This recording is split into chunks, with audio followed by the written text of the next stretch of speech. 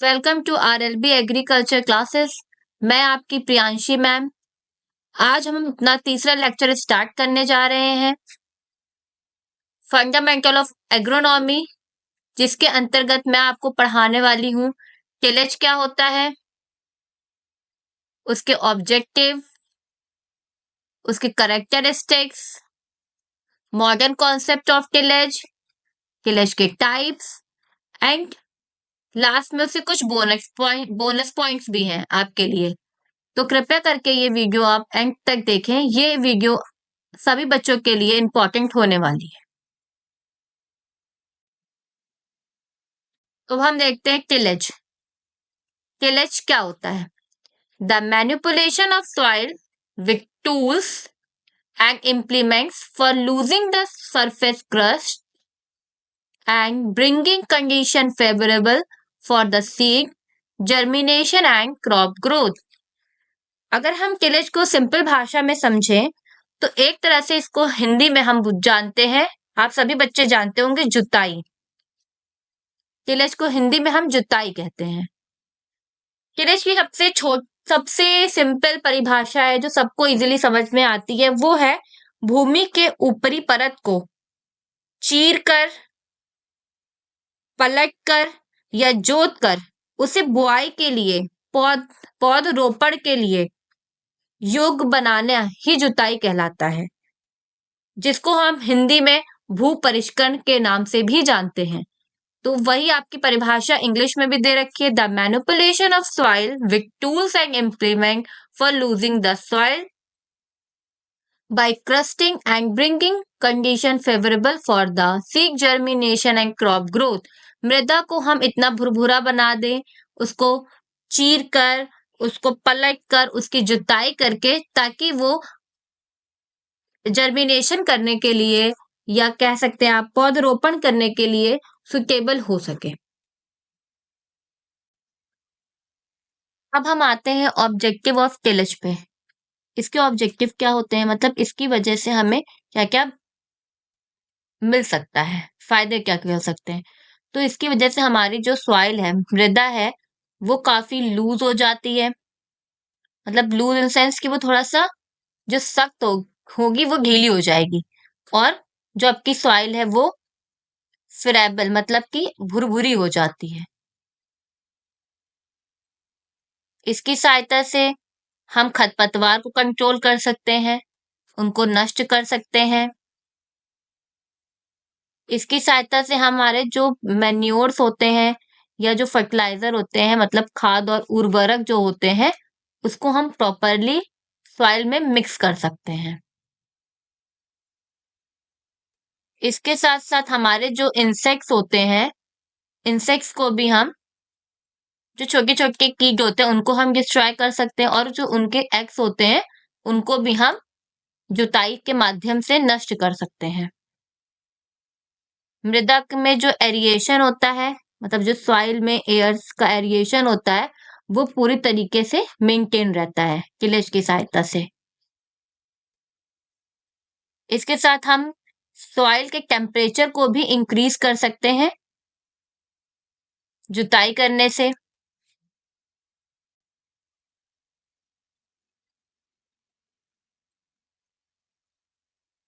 इसके साथ हमारे जो पुरानी फसल के अवशेष फील्ड पे मौजूद होते हैं, जिनको हम स्टेबल्स के नाम से इंग्लिश में जानते हैं, उनको भी हम फील्ड से रिमूव कर सकते हैं। और जो हमारी मिट्टी बहुत काफी सख्त हो जाती है, या फिर जो हार्ड पेन्स बन जाते हैं, या आप कह लो कि बिग स्टोन्स, बड़े बड़े जो पत्थर होते हैं, उनको भी हम रिमूव कर सकते हैं टिलेज के माध्यम से। और हम बाहर से ला करके जो हमारे ऑर्गेनिक मैन्योर होते हैं, उनको भी अपनी मृदा में मिला सकते हैं। तो अब हम बात कर लेते हैं सॉइल टिल्थ की।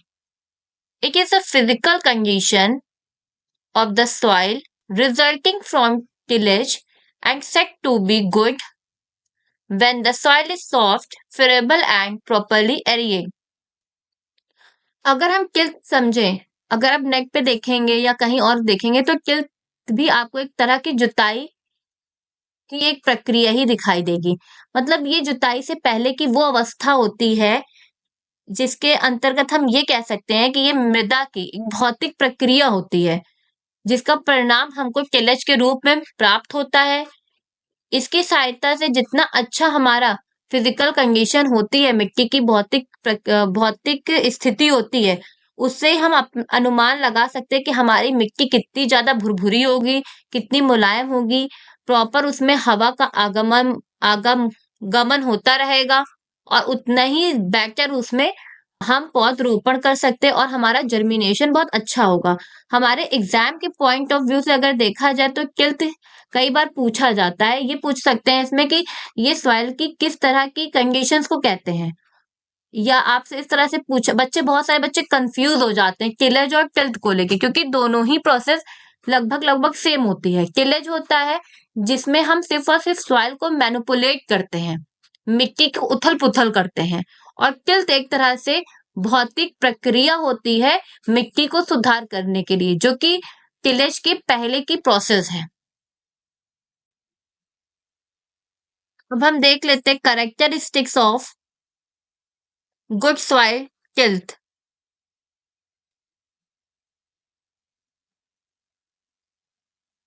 गुड सॉइल टिल्थ, अच्छी जुताई वाली मिट्टी किस तरह से हो सकती है, अब हम इसको थोड़ा सा देख लेते हैं। अगर हमारी भूमि अगर हमारी भूमि इरिगेटेड है, अगर इरिगेटेड लैंड है जहां पे हमें पानी के सारे संसाधन उपलब्ध हैं, तो उन क्षेत्रों में जब हम टिल्थ करते हैं या हमारा टिलेज करते हैं, तो लगभग वहां पे जो मिट्टी की गहराई होनी चाहिए या टिल्थ की जो जुताई की गहराई होनी चाहिए, वो लगभग 5 mm से अधिक मोर उसका डायमीटर होना चाहिए, क्योंकि वहां पे पानी की हमें कोई दिक्कत नहीं है। तो अगर हमारी टिल्थ अच्छा डीप रहेगा, तो हमारी जो जर्मिनेशन है सॉइल का या पौध का, वो हमारे सीड्स का जर्मिनेशन काफी अच्छे से हो पाएगा इरिगेटेड कंडीशन में। इस वजह से जो वहां का मिट्टी है, जो जो सॉइल की टिल्थ है, वो लगभग 5 mm मोर डायमीटर में होनी चाहिए। इसके बाद अगर हम बात करते हैं आपकी ड्राई फार्मिंग की या ड्राई लैंड एरियाज की, जहां पे रेनफेड, इसको हम रेनफेड एग्रीकल्चर के नाम से भी जानते हैं, जहां पे वर्षा के पे आधारित कृषि की जाती है, वहां पे लगभग 1 से 2 mm डायमीटर होता है आपकी सॉइल टिल्थ का।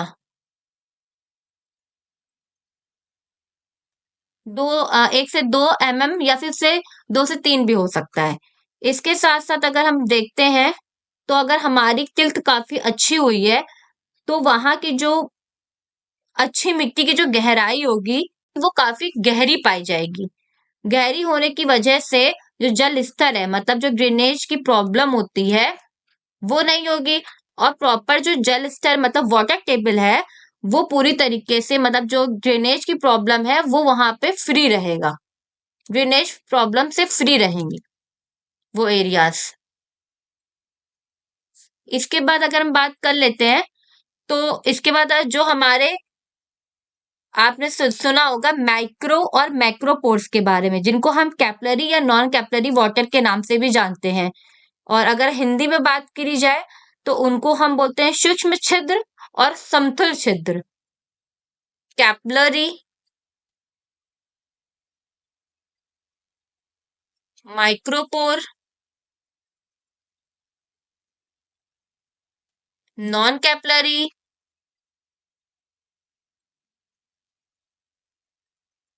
मैक्रोपोर।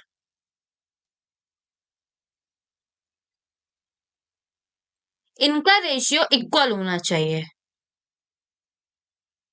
ऐसा नहीं होना चाहिए कि बड़े बड़े कहीं कहीं पे बहुत ज्यादा पानी एब्जॉर्ब ही नहीं हो पा रहा है, कहीं पे बहुत ज्यादा हो रहा है, तो ये वाली कंडीशंस नहीं होनी चाहिए। माइक्रो और मैक्रोपोर जो सॉइल में होते हैं, वो प्रॉपर इक्वल होने चाहिए। जब हम अच्छी जुताई करते हैं, तो हमारी सॉइल की फिजिकल कंडीशन बहुत अच्छी हो जाती है। तो इस वजह से माइक्रो और मैक्रोपोर्स जो होते हैं, वो प्रॉपर रेशियो में प्रॉपर मेंटेन होते हैं।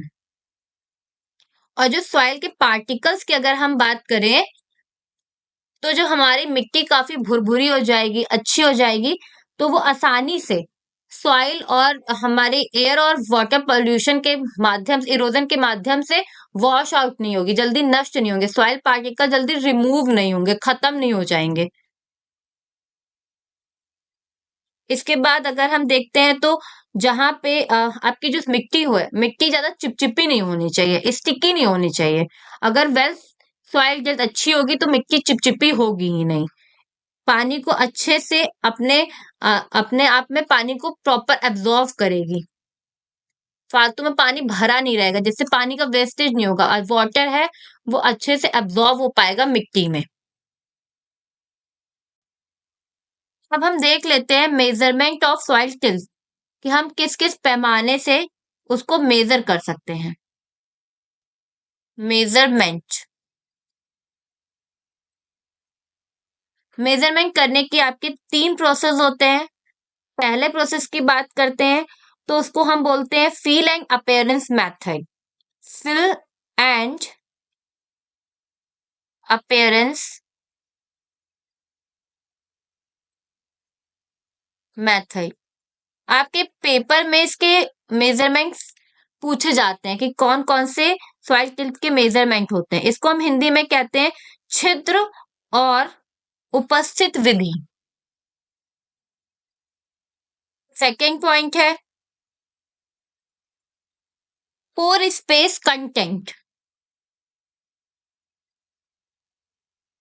पोर स्पेस कंटेंट, जैसे मैंने आपको पहले ही बताया कि 2 तरह के पोर स्पेस होते हैं, आपके माइक्रो और मैक्रो, जिसे कि हम कैपिलरी और नॉन कैपिलरी बोलते हैं। इन दोनों का प्रॉपर सेम ही रेशियो होना चाहिए।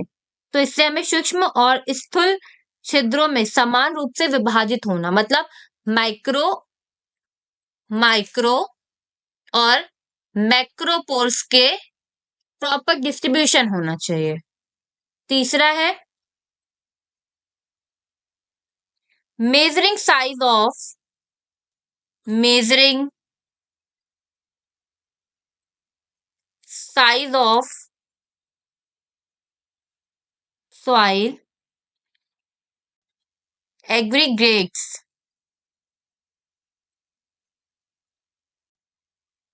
अब हम देखते हैं टाइप ऑफ टिलेज क्या होता है। तो जो टाइप ऑफ टिलेज है उसको 2 ग्रुप्स में क्लासिफाइड किया गया है टाइम के आधार पे। पहला है आपका ऑन सीजन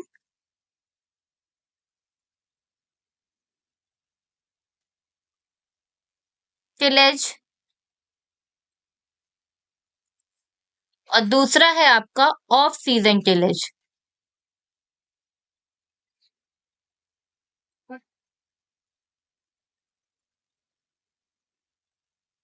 जो आपका ऑन सीजन टिलेज है वो आपकी वो प्रोसेस होती है जिसमें आप अपने फसल को स्टार्ट करते हैं बोने से।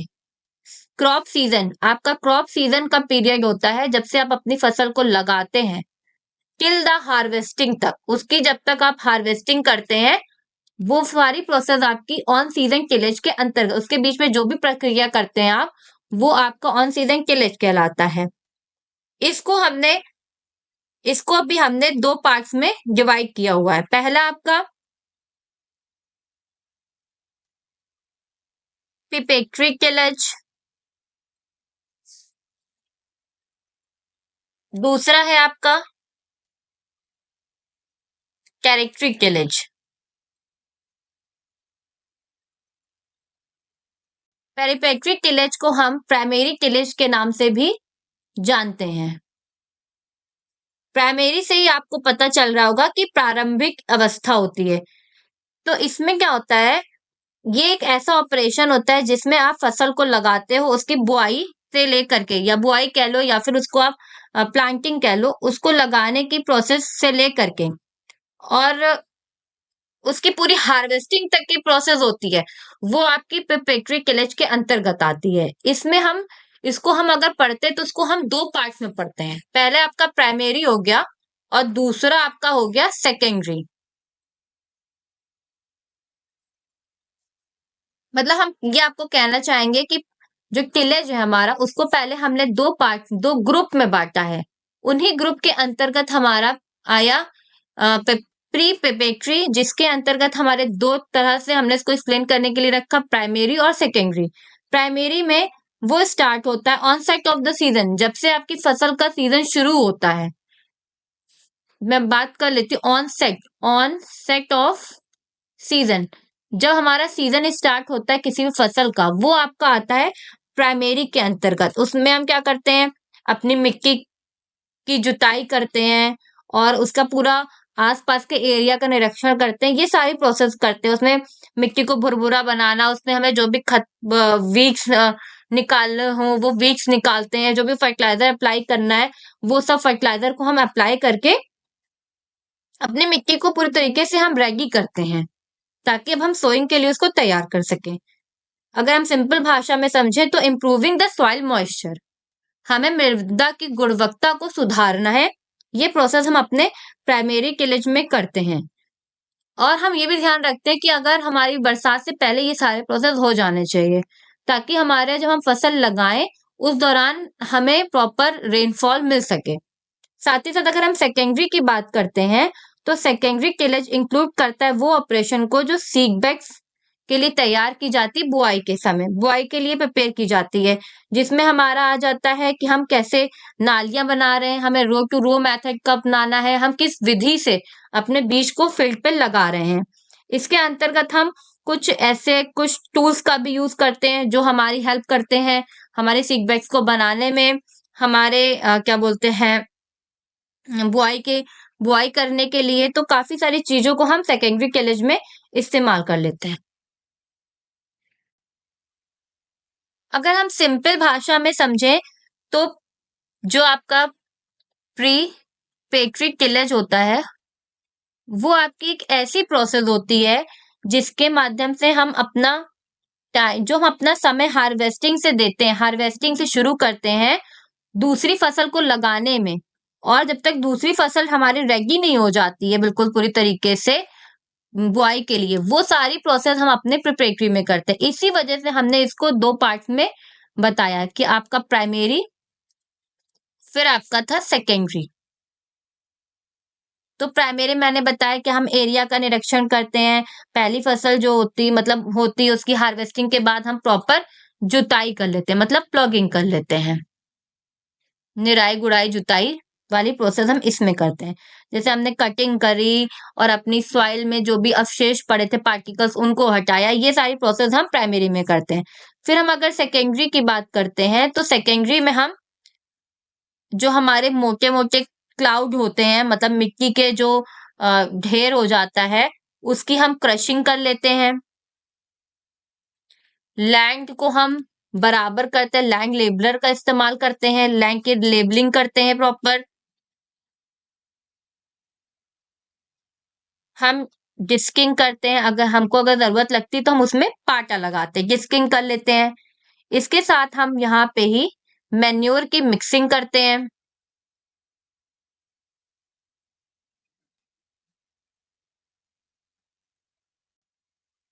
इसके बाद हम बात कर लेते हैं सीड बेड प्रिपरेशन की।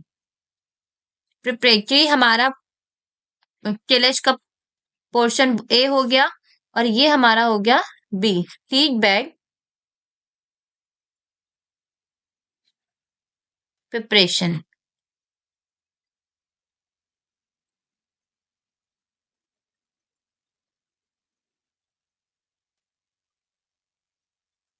जो हमारा पूरी फील्ड, हमारी भूमि तैयार हो जाएगी प्रिपरेटरी ऑपरेशन के बाद में, तो इसके बाद हम क्या करते हैं कि हमको ये देखना होता है कि हम प्रॉपर कौन सी फसल को चुन रहे हैं, वो हमारा सीजन कौन सा है और हम कौन सी फसल को प्रॉपरली चुन रहे हैं। उस फसल की हम सोइंग करते हैं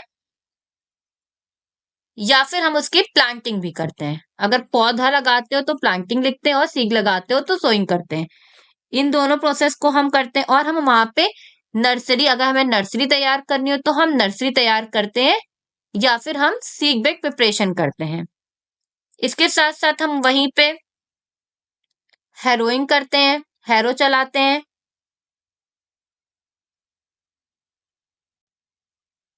और हम उसी भूमि पे लेआउट भी साथ में तैयार करते हैं कि हमें पानी की व्यवस्था कहाँ से देनी, इरिगेशन की हम सुविधा कहाँ से देंगे। ऐसा तो नहीं है कि फसल लगने के बाद हम जा जाके पाइप या बाल्टी से पानी वहां पे डालेंगे। तो इसके लिए हमें पहले से ही रिजेस बनानी पड़ती हैं, नालियां पतली पतली हम बना लेते हैं।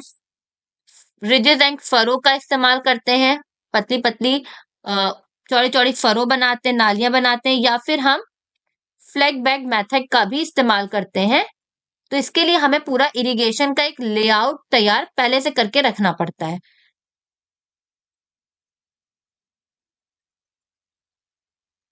इसी में ही हम ये भी करते हैं कि हमारा जो सोइंग है वो कौन से समय में होनी चाहिए, और हम इसी में ही सीड की कवरिंग भी करते हैं। कवरिंग और ऑफ सीड, अगर हमें सीड का ट्रीटमेंट भी करना होता है तो वो भी हम इसी टिलेज के माध्यम से, इसी टिलेज के फॉर्म में करके करते हैं। इसके बाद अगर हम तीसरे की बात करें, जो तीसरा मेथड होता है टिलेज का टाइप होता है, वो हमारा कहलाता है इंटरकल्चर ऑपरेशन,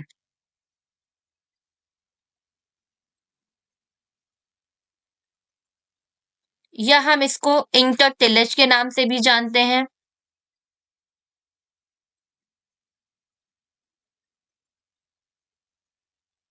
या फिर इंटर कल्टीवेशन के नाम से भी जानते हैं।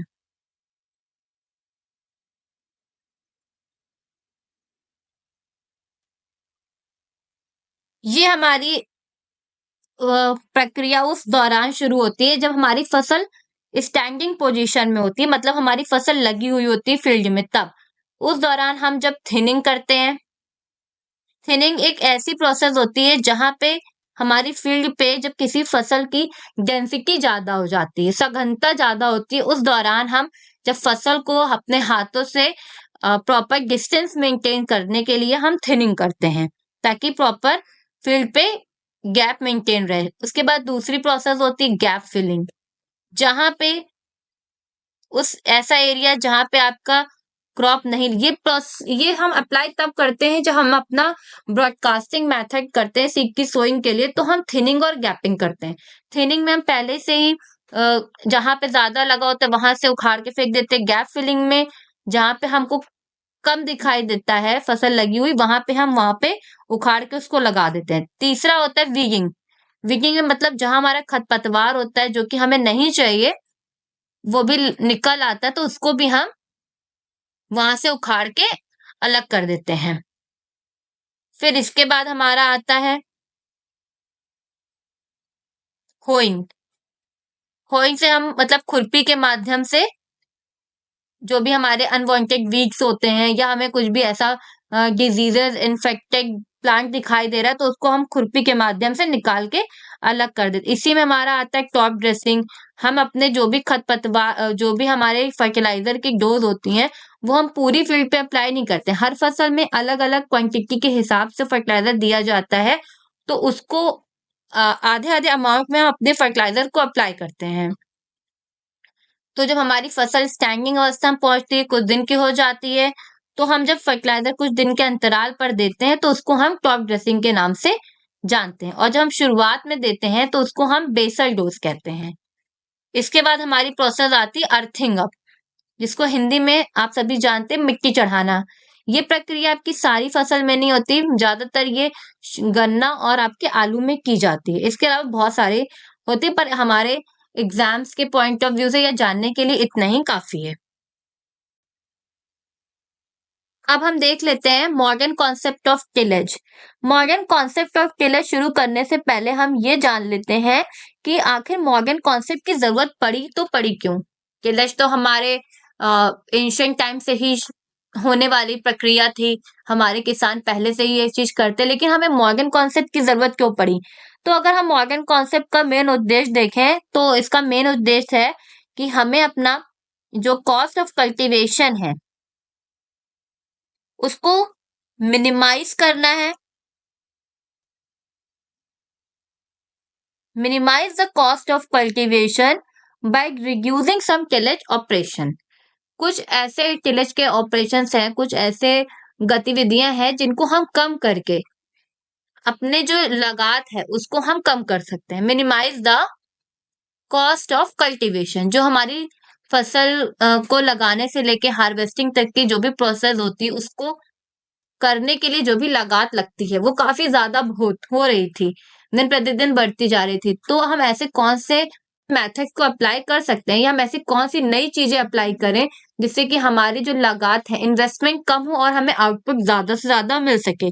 तो उसकी वजह से ही हमारा मॉर्गन कॉन्सेप्ट स्टार्ट हुआ। और हम आपको ये भी बताना चाहेंगे, जो टिलेज है, टिलेज के जो फादर हैं वो है जैक्रो टुल। ये हमारे फादर ऑफ टिलेज जाने जाते हैं। साथ ही में इनको वीट मैनेजमेंट का भी फादर कहा जाता है।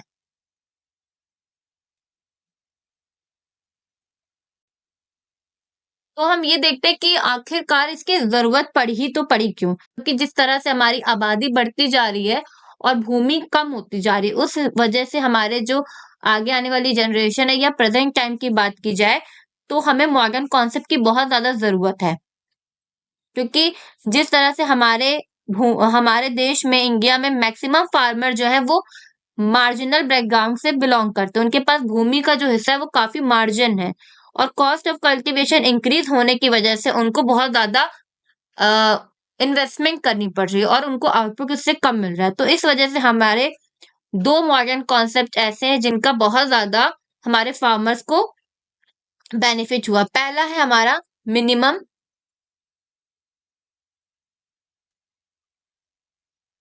And zero tillage.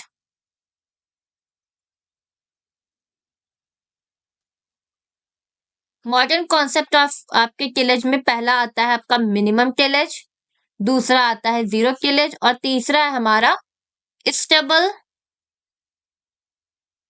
Mulch tillage.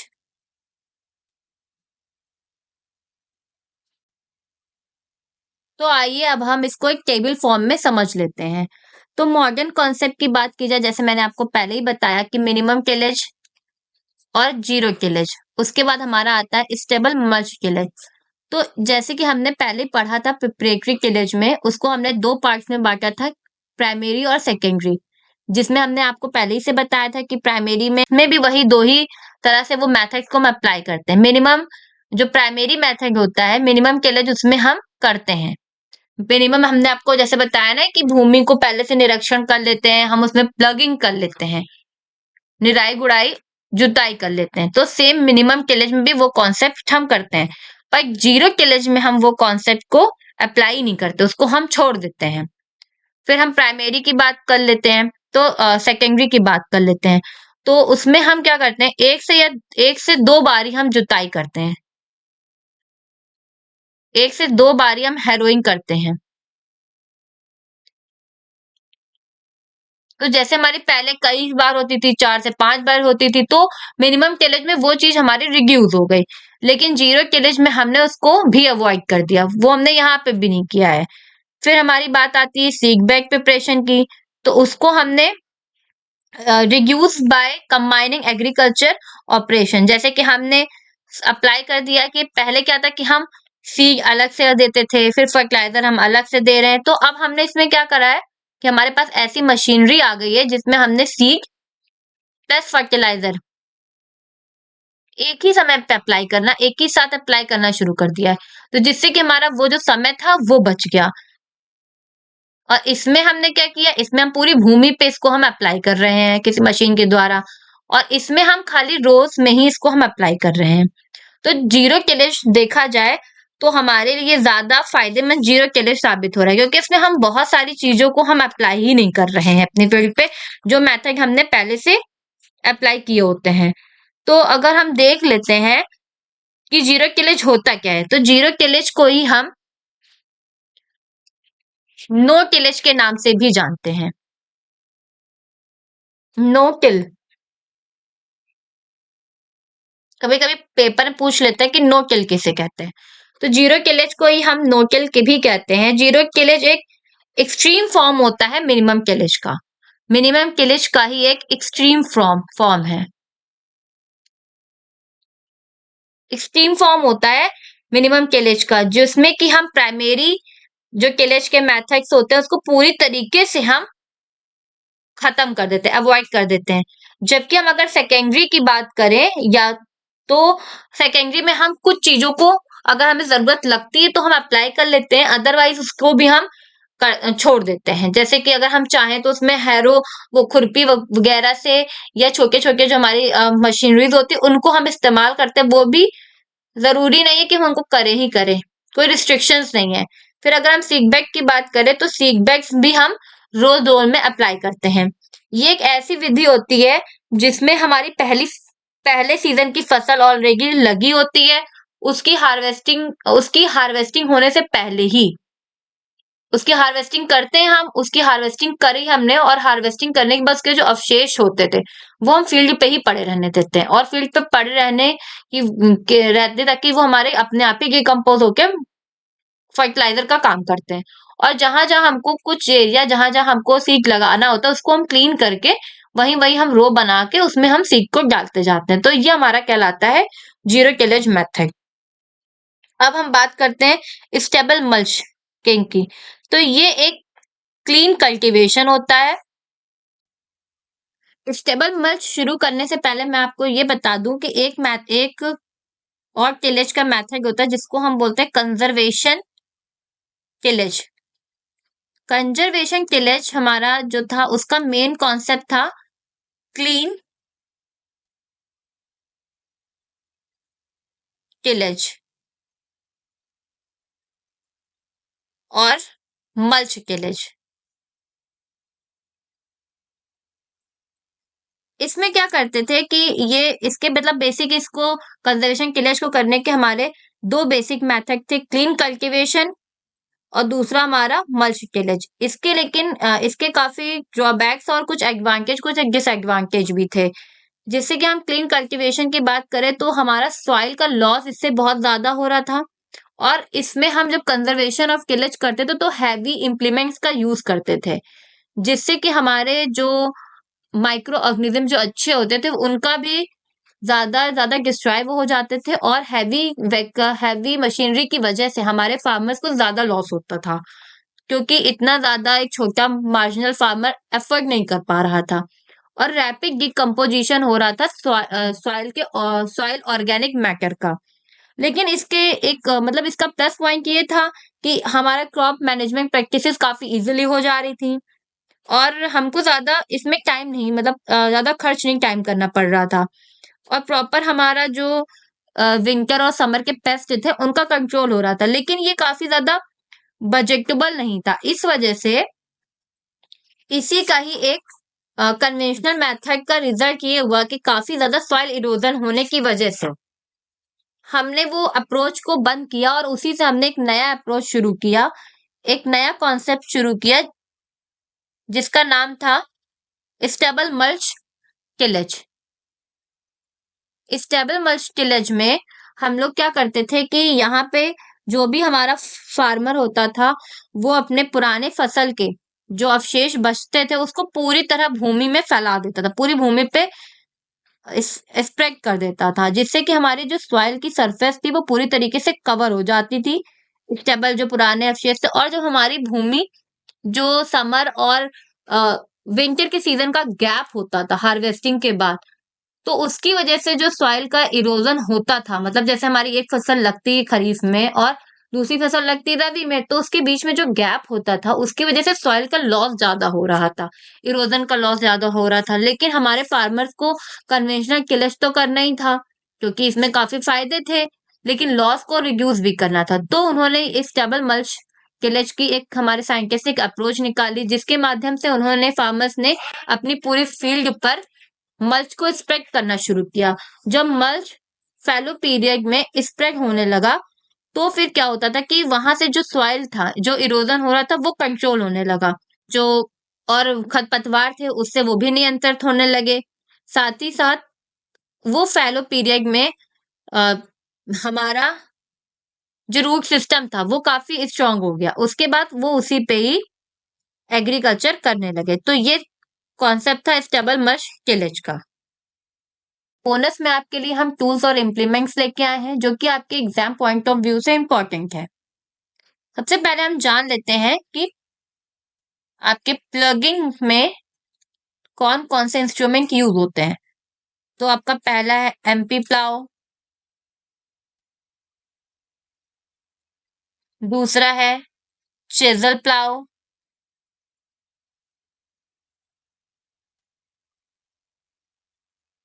तीसरा है देसी प्लाव, डिक्स प्लाव,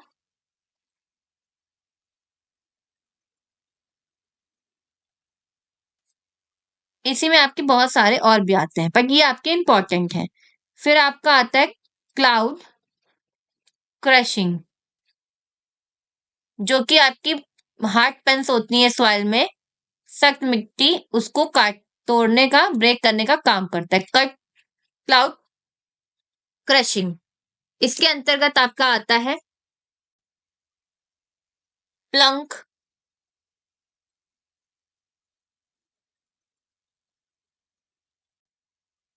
नॉर विजेन, हैरो।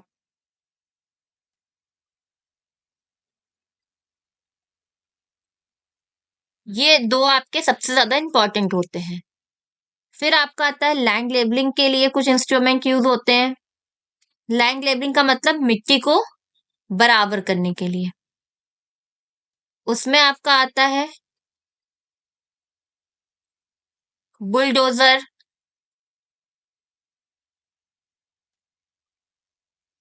केनी, प्लंक लेबलर।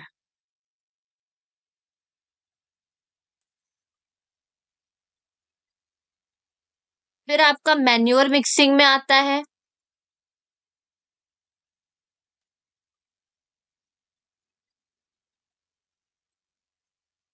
मैन्युअली, या तो आप हाथ से कर सकते हैं, डिक्स हैरो की सहायता से कर सकते हैं, कंट्री प्लाव आता है उसकी सहायता से कर सकते हैं।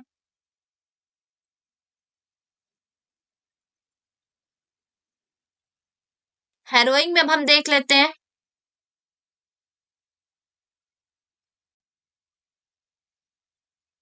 ब्लेड हैरो,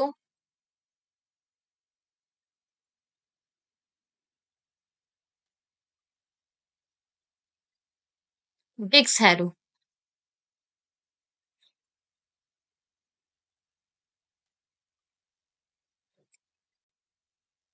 हैरोइंग के बाद हम बात कर लेते हैं इरिगेशन लेआउट की।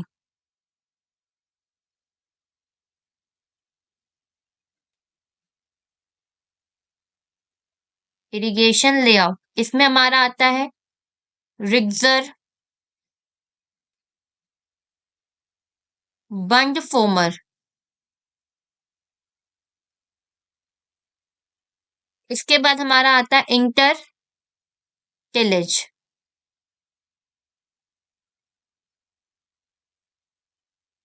जिसमें हमारी आती है वीडिंग, जो खरपतवार होते हैं उनको निकालने के लिए हॉक,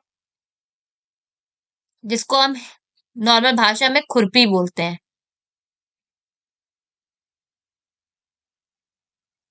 हो।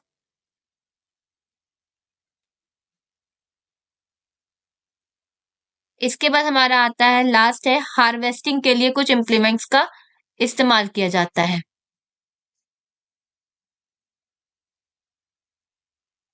कंबाइन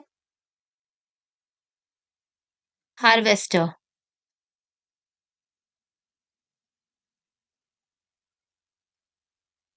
ये जितने भी टूल और इम्प्लीमेंट्स हैं ये सब आपके इम्पोर्टेंट हैं। अगर आपकी डिमांड रहेगी कि मैं आपको इसके बारे में ब्रीफ में एक्सप्लेन करूं तो प्लीज आप मुझे कमेंट सेक्शन में मेंशन कर दीजिएगा। तो मैं एक लेक्चर ले आऊंगी जिसमें मैं टूल्स और इम्प्लीमेंट को ब्रीफ में आपके लिए एक्सप्लेनेशन के साथ प्रेजेंट कर दूंगी।